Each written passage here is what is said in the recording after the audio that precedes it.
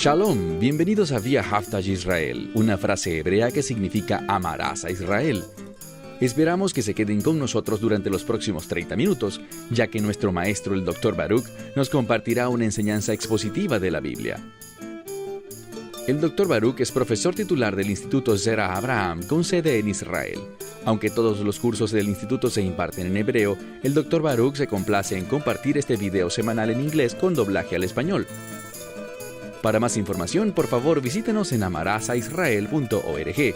Aquí está Baruch y la lección de hoy.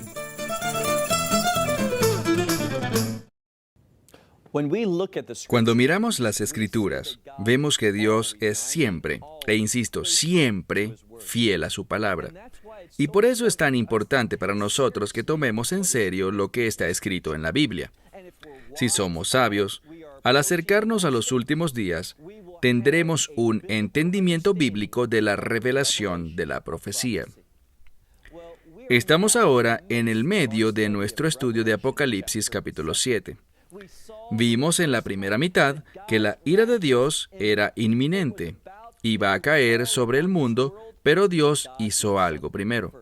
De hecho, veremos en nuestro estudio hoy que hizo dos cosas. De la primera hablamos ya la semana pasada, y era que Dios en su providencia, Dios en su fidelidad a sus promesas de pacto, Él selló a Israel. Y eso es para demostrar que le pertenece, para preservar a Israel cuando atraviese un tiempo conocido como la angustia de Jacob. Y la angustia de Jacob es un paralelo con la ira de Dios cayendo sobre este mundo. Sin el sello de Dios sobre los hijos de Israel, ellos no sobrevivirían. Y para que las promesas de Dios se cumplan, para que Él pueda ser fiel a su palabra, habrá un remanente de la casa de Israel que será usado por Dios de manera poderosa en los últimos días.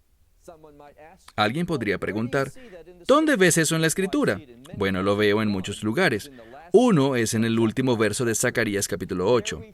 Ahí encontramos que en los últimos días habrán 10 gentiles diciéndole a un judío, hemos oído que Dios está contigo. ¿Y qué hacen estos hombres? Ellos lo tomarán por los flecos, y esos flecos representan los mandamientos de Dios. Ellos dirán, queremos adorar a Dios, queremos experimentar la redención. Y el testimonio de eso es que queremos servir y obedecer a Dios. Verán, aunque no somos salvos por nuestra obediencia, somos salvos para obedecer y someternos a Dios. Y ese es un ejemplo precioso de Israel siendo usado por Dios para traer por cada judío a 10 gentiles dentro del reino de Dios. Sí, Dios tiene un propósito para su pueblo en los últimos días. Entonces, concluimos la semana pasada viendo a Dios sellar a los hijos de Israel, 12,000 por cada una de esas 12 tribus. Hablamos de que Dan no fue mencionado por haber rechazado la herencia prometida por Dios. Y nos enseña esta importante lección. Aquellos que no deseen las promesas de Dios serán olvidados cuando el reino de Dios sea establecido. Hablamos del hecho de que los patriarcas, ellos se movieron en obediencia debido a las promesas de Dios. Ellos querían lo que Dios, el pacto de Dios, había decretado. Sus vidas fueron impactadas por la palabra de Dios. Bien, avancemos a la segunda mitad del capítulo 7. Compartí ya con ustedes uno de los eventos que deben pasar antes de que la ira de Dios caiga, y es el sello sobre los hijos de Israel, preservándolos en medio de la ira de Dios. ¿Cuál es el segundo evento? Bueno, en eso nos enfocaremos hoy. Veamos Apocalipsis capítulo 7, versículo 9. Discutimos hace algunas semanas que es hermenéuticamente incorrecto, es decir, es una violación a las leyes de interpretación bíblica, la metodología para interpretar las Escrituras, decir que debido a que Juan fue llevado al cielo, estamos presenciando el rapto de la iglesia. Pero no lo es.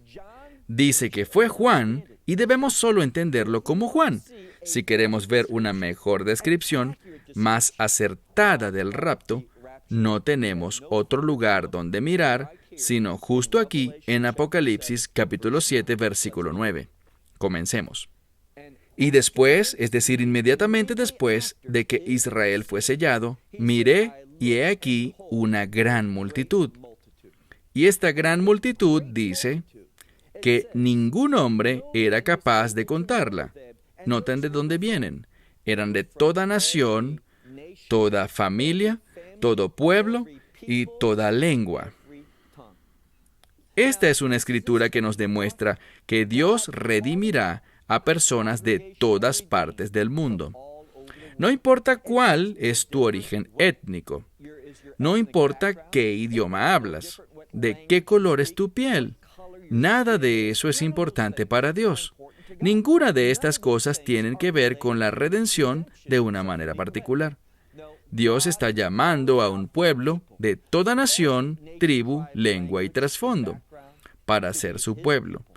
Y la manera como los llama es a través del nombre del Mesías Yeshua, o Jesús. Esto es importante porque el paradigma que tenemos aquí es Joel capítulo 2 en español y Joel capítulo 3 en hebreo.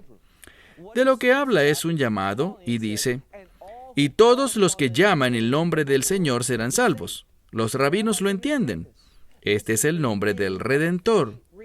Y así como lo vemos en Hechos 4:12, solo hay un nombre dado a los hombres por el cual podamos ser salvos, y ese es el Señor Yeshua o Jesús. Así que una vez más, mira lo que encontramos. Esta gente de toda nación, familia, pueblo y lengua están de pie delante del trono y delante del Cordero. Ese Cordero, por supuesto, es el Mesías. Pero entonces, ¿por qué no dice el Mesías? ¿Por qué no dice el Salvador o el Señor? La respuesta, lo que dice aquí la palabra hebrea para Cordero, este término tiene que ver con Redentor. Tiene que ver con el Cordero de la Pascua. Hablamos de eso antes. Toda la gente que está de pie ante el trono, estos son aquellos que tuvieron una experiencia de redención con el Cordero de Dios. ¿Qué más encontramos? Dice que estaban vestidos con vestiduras blancas. Eso significa que fueron purificados por ese Cordero. Y noten además que tenían ramas de palmera en sus manos. ¿Qué significa eso? ¿Por qué es importante y a dónde nos quiere llevar? Te diré que muchas personas, es más, cuando me preparaba para estos mensajes y consultaba otras fuentes, no encontré ni un comentario cristiano hablando sobre lo que de verdad este texto busca comunicarnos. Porque las ramas de palmera, verán, muchas personas en la iglesia hoy piensan en el Domingo de Palmas y piensan en hojas de la palmera, pero no es hojas de la palmera. Lo que ocurrió en ese tradicional primer domingo antes de la Pascua, cuando el Mesías entró a Jerusalén, la gente hizo algo. Ellos no tomaron hojas de palmera. No es lo que dice. Dice que tomaron ramas de palmera.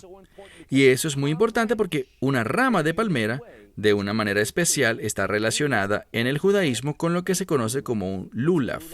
¿Qué es un lulav? Bueno, en la Escritura vemos que durante la fiesta de los tabernáculos se ordenó buscar 4 tipos de árboles y tomar estas ramas distintas con sus hojas y todo y ponerlas juntas. Pero el fundamento de lo que es el lulav es la rama de palmera. La rama de palmera es importante, pues es un símbolo de dependencia de Dios. Lo que pasa durante la fiesta de los tabernáculos es que cada hombre judío toma lo que conocemos como lulav, una rama de palmera, ondea estas 4 especies de plantas, 4 en referencia al mundo, las ondea en 6 direcciones distintas: norte, sur, este, oeste, arriba y abajo. 6 porque este es el número de la gracia. La fiesta de los tabernáculos se trata de la dependencia del hombre hacia Dios. Y la forma como demostramos nuestra dependencia de Dios es cuando aceptamos la gracia de Dios. Todos estos individuos tenían vestiduras blancas. ¿Cómo obtienes vestiduras blancas? Bueno, tú eres un receptor de vestiduras blancas. Ellas son un resultado de la redención. ¿Y quién es redimido? Todos los que se dan cuenta de que son dependientes de Dios. Entonces el lulav, estas ramas de palmera, son un testimonio de fe, de confianza, de dependencia de Dios y de su redención. Y proclamar eso al mundo. ¿A qué suena esto? Suena como a la iglesia. Entonces, el Apocalipsis capítulo 7, verso 9, lo que tenemos es una descripción de esta gente de todo pueblo, tribu, lengua y nación, de pie ante el trono de Dios y el Cordero. Ahora noten que aquí hay una conexión entre el trono de Dios, Israel y el Cordero. A través del libro de Apocalipsis, observamos que hay una relación creciente y consistente entre el Cordero de Dios, el Mesías Yeshua, y el trono de Dios. Entonces, estos individuos son personas que creen en el Cordero, experimentaron la redención, han declarado su dependencia de Dios. Verso 10. Y ellos proclamaron a gran voz diciendo, la salvación a nuestro Dios. ¿Por qué dicen eso? Porque ellos ahora han recibido el resultado completo de la salvación. ¿Cuál es este? Un nuevo cuerpo. Esta es una descripción del rapto, la gente llevada a los cielos, donde experimentan la salvación, el resultado completo, y por tanto dicen, la salvación a nuestro Dios y a aquel que se sienta sobre el trono y al Cordero. Y todos los ángeles de pie alrededor del trono y alrededor de los ancianos y las 4 criaturas cayeron sobre sus rostros delante del trono. ¿Y qué hicieron? Esta es la 4ª vez. Adoraron a Dios. Quiero que vean algo. Quiero que vean esta relación estrecha que hay entre la salvación y la adoración. Es solo debido a una experiencia de salvación que uno puede adorar a Dios. Y de nuevo podrás decirme, ¿cómo sabes con certeza que este es el rapto? Se hará muy evidente en un momento. Mira el verso 12. Ellos se pararon y dijeron, amén. Esto es significativo porque vimos la misma situación antes con los ancianos diciendo amén. Ellos dijeron amén, bendición y gloria y sabiduría y acción de gracias y esplendor y poder y fuerza a nuestro Dios, por siempre y para siempre. Amén. Verso 13. Ahora, aquí dice, uno de los ancianos respondió y me dijo, estos que están vestidos con blancas vestiduras, ¿quiénes son? ¿Y de dónde vienen? Verso 14. Y le dije a él, Señor, tú lo sabes. Y aquí está la clave. Él dijo, estos son aquellos que han salido de la gran tribulación. Ahora lo que quiero que vean es esto. La Biblia es muy específica. En este pasaje literalmente dice, estos son aquellos que han salido de la gran tribulación. ¿A qué hace referencia esto? Son aquellos que atravesaron lo que vimos en el 5º sello de Apocalipsis capítulo 5. Aquellos que han sufrido, fueron perseguidos y asesinados debido a su fe, al testimonio que tenían. Estos son los que yo llamaría los primeros frutos, la primera resurrección dentro del reino de Dios. Y este primer grupo de gente está compuesto por personas que han muerto, bien sea por persecución o cualquier otro tipo de muerte, por edad, enfermedades, no importa, pero han muerto en la fe. Ellos estarán en ese tiempo de pie ante Dios, ante el Cordero, ante el trono de Dios, y adorarán, y lo harán junto a los 24 ancianos y las 4 criaturas. Veamos con mucho cuidado lo que dirán. Algunas de estas respuestas. Hicieron algo. Leemos en el verso 14. Le dije, Señor, tú lo sabes. Y él dijo, estos son aquellos que salieron de la gran tribulación. Lo que quiero decir es esto. Hay artículos definidos aquí. No está hablando sobre las personas que salieron de grandes tribulaciones, sino de la gran tribulación, de manera específica. Y han lavado sus vestiduras y las han hecho blancas. ¿Cómo? En la sangre del Mesías. Por tanto, he aquí están delante del trono de Dios y le servirán en su templo día y noche. Y aquel que se sienta sobre el trono, hablando de Dios mismo, dice, le dará a ellos su lugar de habitación. Es decir, que el tabernáculo de Dios, el lugar donde Él habita, estará con ellos y eso significa que tendrán intimidad. ¿Por qué dice esto? Lo dice porque este es el resultado de la salvación, que vamos a tener intimidad. Habitaremos con Dios. Allí está la victoria. Esto es lo que la Escritura nos quiere comunicar. Y de nuevo, hasta este momento, la ira de Dios no había ocurrido. Y no veremos desplegar la ira de Dios hasta entrar en el siguiente capítulo, el capítulo 8, en el cual veremos el juicio de Dios. Y una de las cosas que veremos es que el número 1/3 será repetido una y otra vez. ¿Por qué? Primero, porque la ira de Dios será derramada y ejecutada sobre este mundo, pero no de manera total, sino en 1/3 de su fuerza. Porque Él quiere que la gente se arrepienta. Sin embargo, en última instancia, al final de este libro, cuando entremos en los capítulos previos a la Nueva Jerusalén, veremos el derramamiento absoluto de toda la ira de Dios. Pero hasta este momento no ha pasado. Repasemos por unos momentos. Antes de que la ira de Dios caiga, dos cosas deben pasar. Primero, Israel será sellado. Esos 144,000. Segundo, el rapto tiene que ocurrir. ¿Y cuál es el contexto para entender lo que sucede aquí? Bueno, sabemos que habrá un pacto en los últimos días. Un pacto en este mundo literalmente tiene que ver con un acuerdo.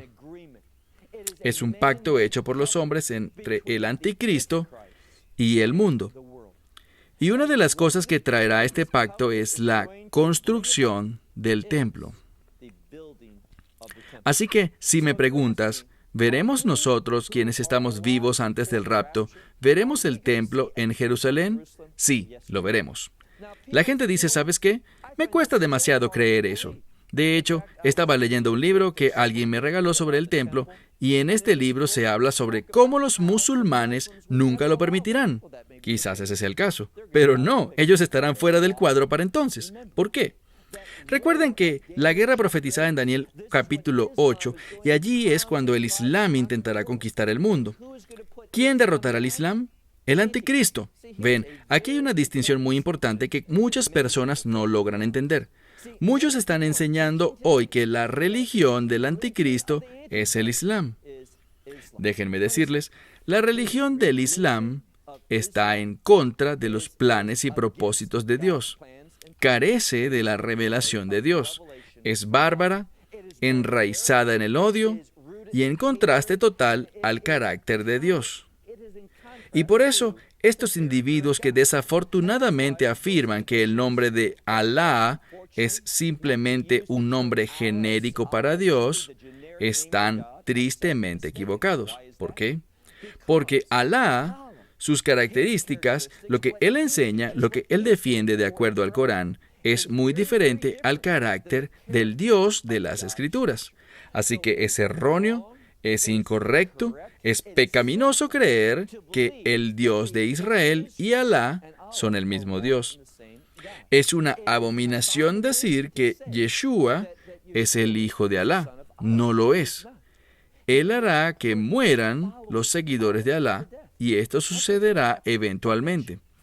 Ahora, la razón por la que afirmo que la religión del anticristo no puede ser el Islam es muy simple. Si te fijas hoy, ¿qué une al Islam? Ciertamente están divididos, tienen a los chiitas, sunitas y demás, pero ¿qué los une? Una cosa: su odio por el pueblo judío, su desprecio por la nación de Israel. El Islam quiere una guerra contra Israel. El Islam quiere destruir al pueblo judío. Quien no parece actuar así al principio es el anticristo.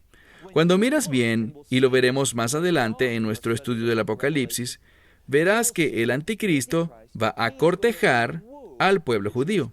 Él buscará que el pueblo judío lo adore a él y no al Dios de Israel. Entonces, el hecho es que el anticristo va a bendecir a Israel, aparentemente, en su primera etapa. Él permitirá que el templo sea construido. Él le brindará por un tiempo un grado de paz y seguridad a Israel. Él es falso. Esta bendición es una bendición falsa y temporal. Y cuando Israel se niegue y la rechace, como debe hacerlo, ¿qué pasará? Bueno, en el libro de Daniel, el libro de Mateo y también en 2 Tesalonicenses capítulo 2, se habla de la abominación desoladora. En hebreo, Shikutz ha-Mesholmen. ¿Qué significa eso? Una abominación ocurrirá en el templo. Por eso, el templo tiene que ser reconstruido.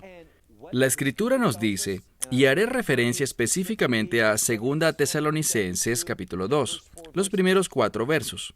Leemos allí que Pablo dice, no se dejen engañar, no sigan algunas enseñanzas supuestamente de nosotros, los apóstoles, de que el día del Señor ha llegado. ¿Qué día? Se refiere al día de la reunión del cuerpo de creyentes con el Mesías, es decir, el rapto. Sí, en efecto, según de Tesalonicenses 2, los versículos del 1 al 5, aluden a los hechos que rodean el rapto. Y Pablo dice que ese día no sucederá hasta que primero una separación se lleve a cabo. ¿Y cuál es esa separación? Usa la palabra apostasía. Y dice algo más. Léelo, no te guíes solo por mis palabras. Él dice, y el hombre sin ley o el hombre de pecado, y todos están de acuerdo con esto, es una referencia al anticristo. Él será revelado. ¿Cómo sabremos quién es? Lo sabremos primero porque va en contra de los mandamientos de Dios. Y segundo, debido a la abominación desoladora. Él entrará al lugar santísimo, él proclamará ser Dios, él va a ordenar y pensará que debido a que él causó la reconstrucción del templo, debido a que permitió la celebración de sacrificios y que ha provisto seguridad para Israel y ha hecho un montón de aparentes cosas buenas, y uso comillas para decir que bendijo a Israel, él pensará que todas estas acciones, este cortejo planificado hacia Israel, hará que le dé la espalda a Dios y lo acepte a él. Pero Israel lo rechazará. ¿Y qué pasará? Con ese rechazo inmediatamente después, no sé si serán algunos segundos, horas, días o semanas después, pero muy pronto, ningún hombre sabe el día ni la hora, el rapto ocurrirá. Y tras este tiempo de persecución que precede al rapto, recuerden, persecución satánica a los creyentes, cuando Satán vuelva su atención al anticristo y a Israel, Israel lo rechace, el rapto ocurra, ¿quiénes serán dejados atrás? Los siervos de Dios, Israel. Y él empezará a perseguir al pueblo judío, en lo que la Biblia denomina el tiempo de la aflicción, problema o prueba de Jacob. Y de la misma manera como Dios preservó a Israel en Egipto, Dios protegerá a Israel en los últimos días. Entonces miremos de nuevo lo que dice aquí. Leamos el versículo 15. Por tanto, he aquí,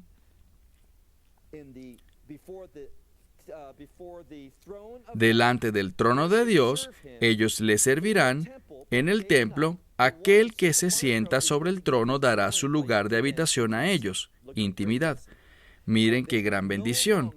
Y no habrá más hambre, ni tampoco habrá sed, y el sol no les golpeará, ni tampoco lo que es llamado un sharaf, un viento fuerte.